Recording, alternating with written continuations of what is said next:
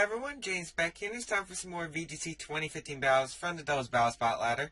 Today's team will be Venusaur, Rotom Wash, Heatran, Cresselia, Scrafty, and Garchomp. And as you can see, a new layout. I did get in contact with someone on Twitter, James Baek, who was really kind enough to make me a new layout.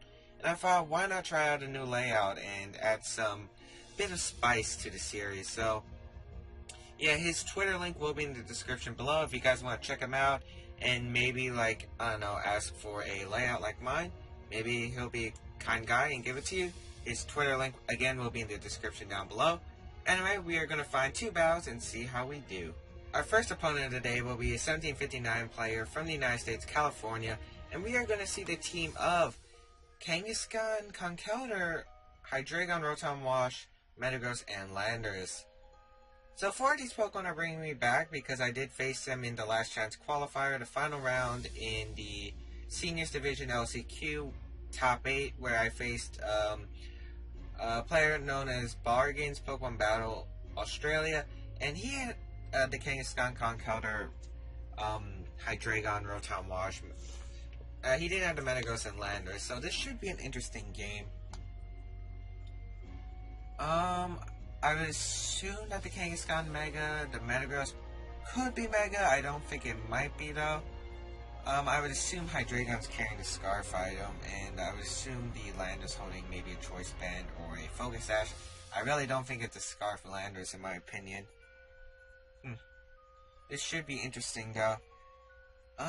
Looking at this team, Heatran walls the Metagross, but doesn't deal well against 5 of the Pokemon on his team, so I don't think I'm going to bring Heatran into this one. Cresselia definitely likes this game because Cresselia can take a bunch of hits.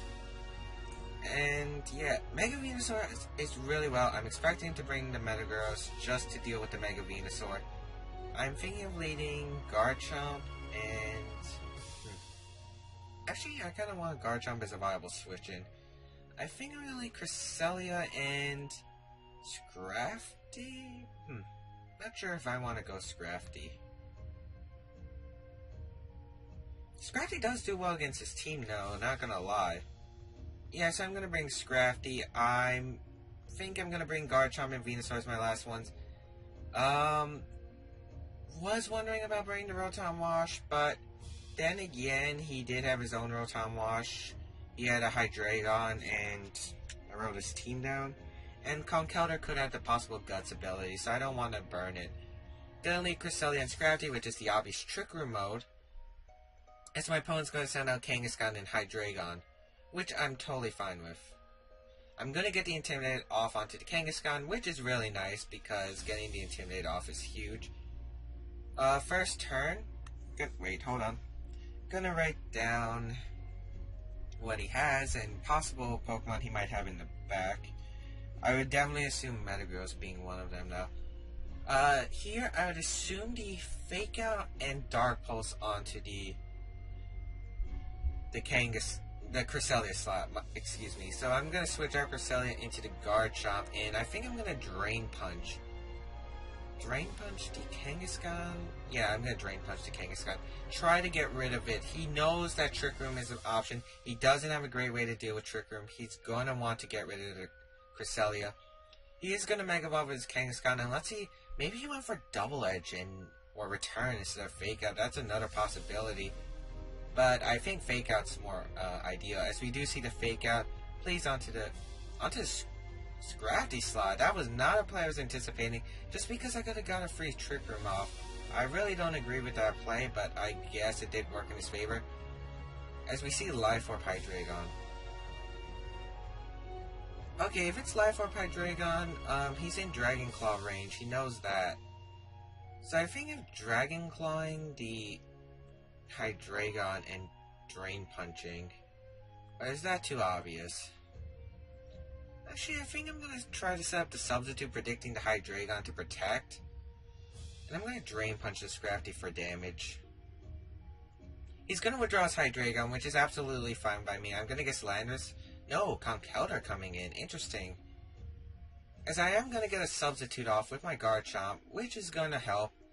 And he's going to go for the double edge into the Scrafty slot as predicted. However, I really couldn't do much, and if it wasn't for that... Oh, I live at 1! I live at 1. I thought I would have died because of the critical hit on the fake out earlier, but I do get a Drain Punch off onto the Scrafty. I mean, not Scrafty. Kangaskhan, which you can see does a lot, and I do get a lot of my health back.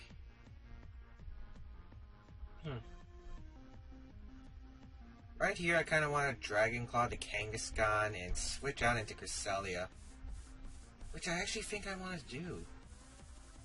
Let's see, what did he have?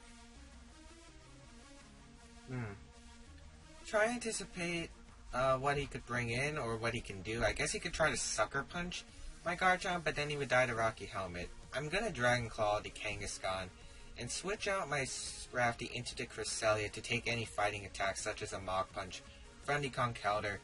If he goes for a Sucker Punch on my Garchomp, it's going to knock it out, but I'm fine with that, as I do carry the Rocky Helmet. He's going to go for a Sucker Punch onto my Garchomp. Will this break the sub, though? It's at -1. It's actually not, which is actually pretty ideal for me. As I'm going... Let's see if he Mach Punch that slot. No, he didn't. Dragon Claw going to connect with the Kangaskhan. That's going to pick up the knockout, which is really ideal. And his Conkeldurr is going to get a fighting type move onto my Cresselia. The Drain Punch, not going to do much damage though. Yeah, as you can see, Cresselia took it pretty well. I would assume Hydreigon would be coming in, or maybe Metagross. Oh, it's going to be Hydreigon. I'm actually fine with this position.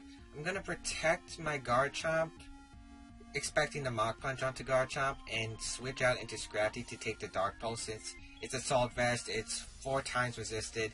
I really think it'll be able to take the Drain Punch either way. And I do get the Intimidate off of my Scrafty onto the Conkeldurr, which is really nice. And Garchomp's going to protect. We still don't know what item that Conkeldurr has. As it does go for the Mach Punch into the Garchomp slot, and we do see the Dark Pulse. We do know that's a Life for Hydreigon though, and now its hit points are pretty low. Based on items, that could be an Assault Vest Garchomp. I mean Conkeldurr.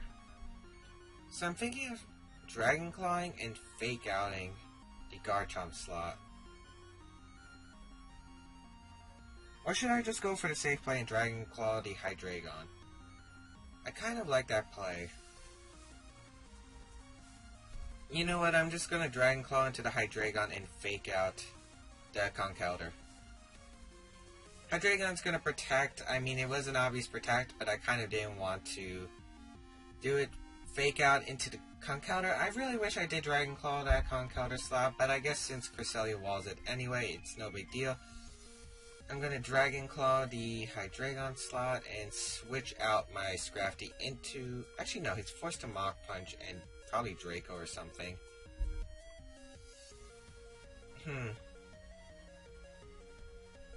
I kind of want to let both my Pokemon go.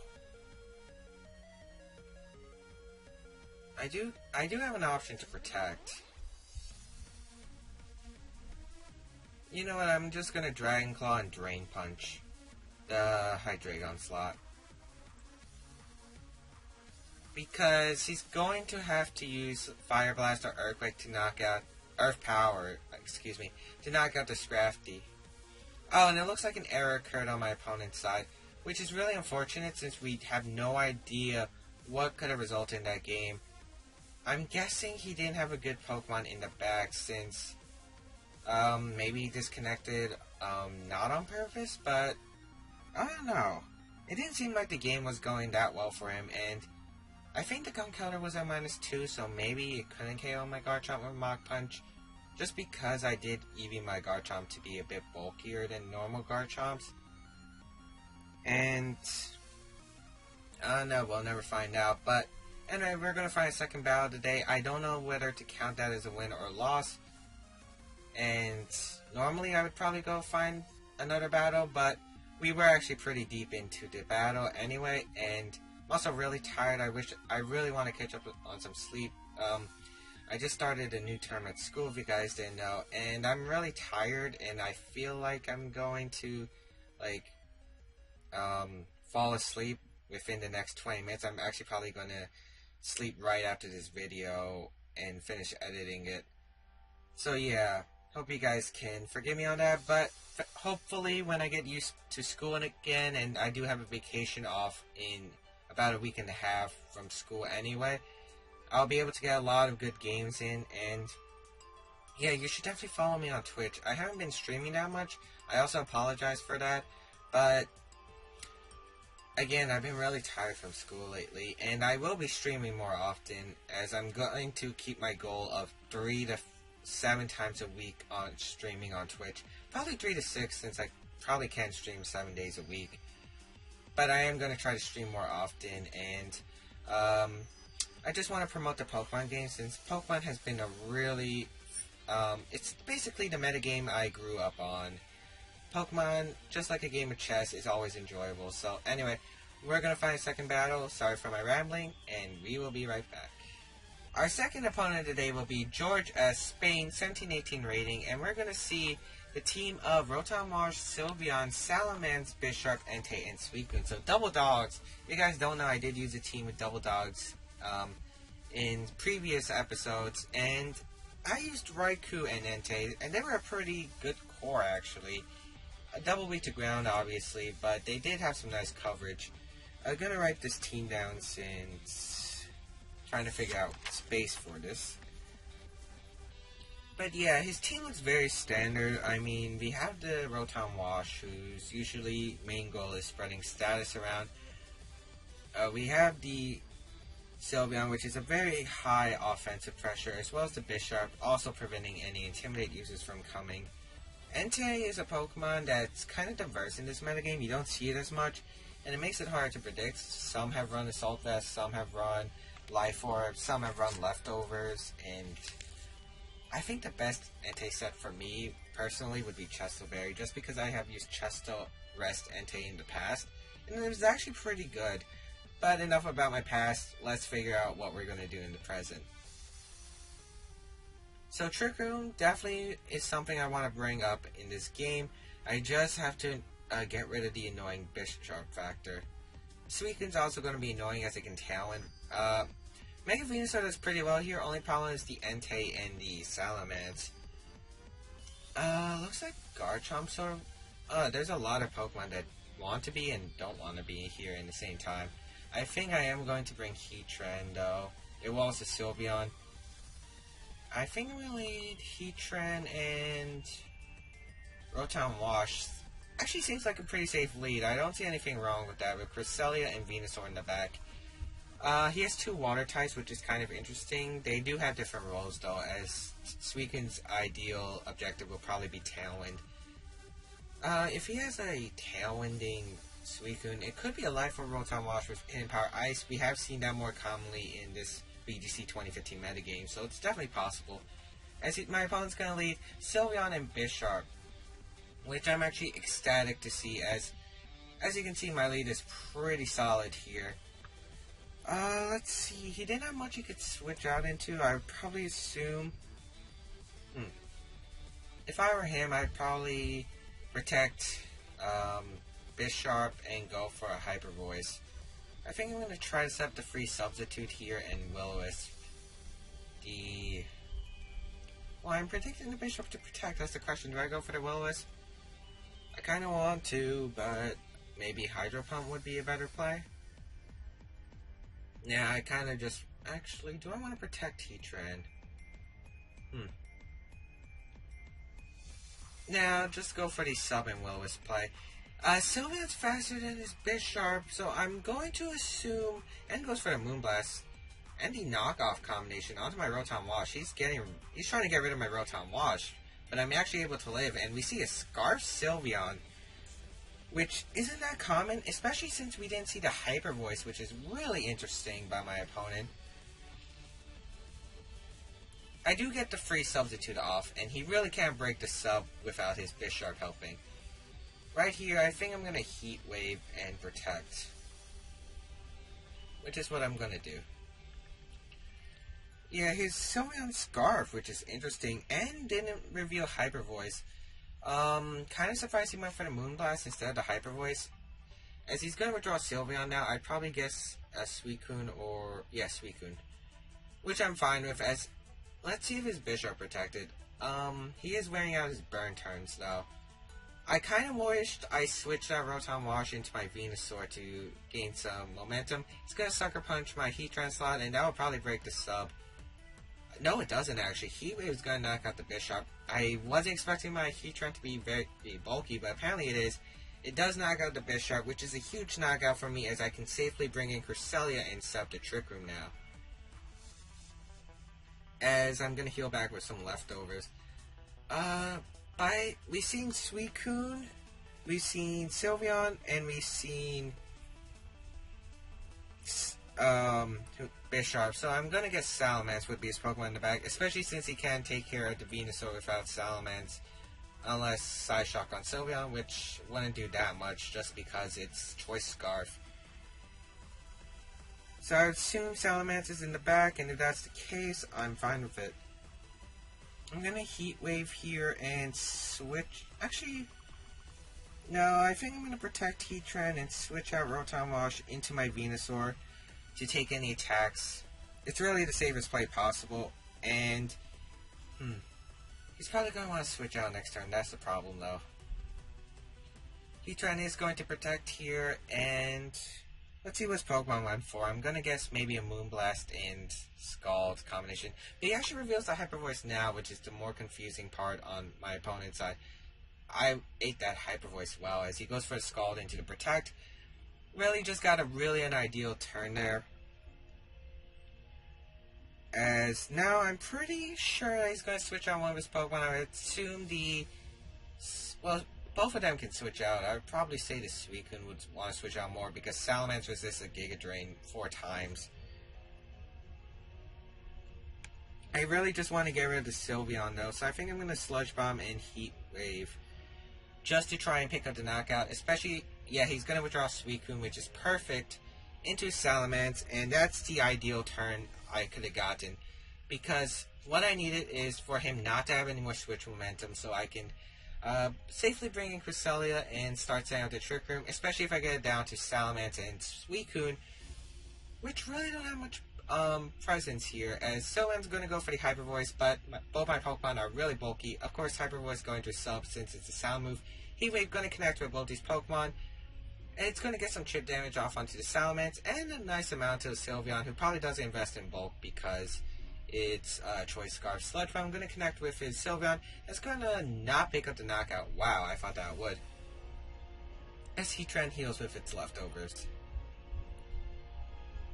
If I were him, I'd probably Earth Power. No. I'd probably Double Edge or return my Venusaur and switch out to Suicune. Yeah, I'd probably do that, but I don't want to protect Venusaur here. I think I'm going to go into my Rotom, just to sack it off so I can get a free switch into Cresselia. I'm really sure that... Wait, did that Sylveon not switch out? It didn't. Wow, my opponent really making these risky plays.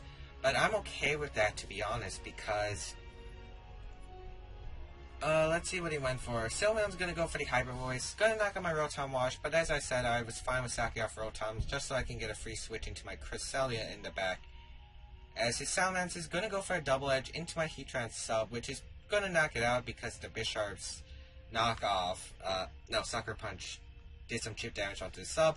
Going to take a little bit of recoil, not that much affecting. Heat Wave going to connect with both his Pokemon, knock out the Sylveon, and I think that was a critical hit on the Salamence. No, it wasn't. Wow.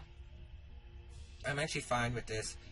As you can see now, I've pretty much got my opponent in down position 3-2, and now I can safely bring in Cresselia and set up the Trick Room and start Ice Beaming my opponent's Mons. And once I get Suicune alone, Venusaur just beats it one-on-one. So I pretty much have played this game knowing that as long as I knew that Heatran would be a big factor as a lead. It could get rid of opponent's threats, such as that Bisharp, which I want to target down. I think I'm going to protect here and set up the Trick Room. I'm not going to risk Scald Crit or something. But as I said, Heatran was definitely important to getting rid of the threats such as the Sylveon and the Bisharp. As he's going to protect his Salamence, probably expecting an Icy Wind play maybe. as I do protect with my Heatran, and let's see what Suicune went for. It's going to go for the Scald into the Cresselia slot. Interesting play. Definitely a great play though, predicting the Heatran to protect probably, but I do get to set up my free Trick Room, and this game is pretty much over. As leftover is going to heal my Heatran back. Right here, I'm just going to Heat Wave and Ice Beam the Salamander slot. Actually, no. I'm just going to switch out my Heatran, go into Venusaur, and Ice Beam the Salamander slot, and it should be game. As I'm going to withdraw Heatran because I really don't want to drag this game out much. I just want to knock out the Salamence and then have my Venusaur sweep through this team. As Cresselia going to get its Ice Beam off onto the Salamence, which is going to pick up the knockout. Yes, and Suicune pretty much can't win here. It doesn't have very effective moves unless...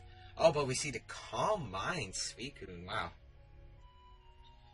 So we're probably seeing Crocoon right here. And if you guys don't know, Crocoon is a Smogon term, which is Calm Mind Rest Suicune, but I do have Leech Seed, and Suicune can't touch Venusaur, and I could just Side Shock since it hits physical defense. Gonna get the Side Shock off onto Suicune. Let's see if my Venusaur is faster or not.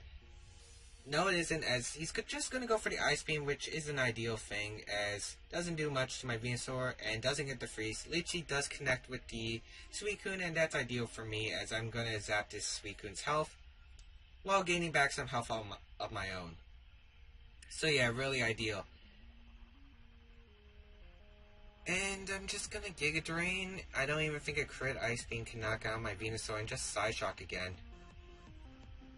Side Shock going to connect with the Suicune, does some chip damage, and let's see, he's going to go for a Scald into my Cresselia slot, probably predict, oh no, Scald into my Venusaur, he wants to burn, but he doesn't get it. Giga Drain's going to connect with the Suicune, and yeah, even if he got burned, the game would have been over. Giga Drain brought it down to where Leech Seed will zap its health away, so either way I would have won that game. But anyway, two really close games here. We don't know what was actually happened in the first game due to disconnects from my opponent. But guys, let me know in the comment section, who do you think would have won that game? Of course, it probably depended on what my opponent had in the back since we didn't see. But judging from the positions,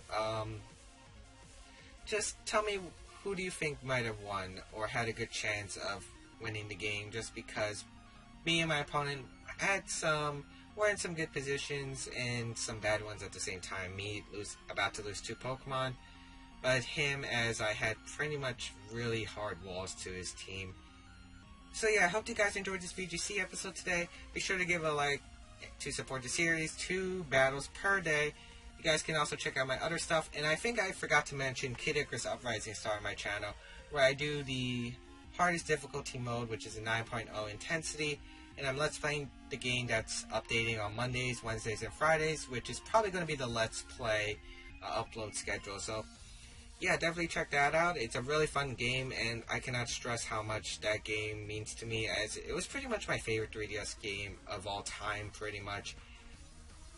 And yeah, you guys can also check out my other videos, like my last VGC episode, where I got to battle Aaron Zhang, Cybertron, with this exact team, so you guys can check out how that went.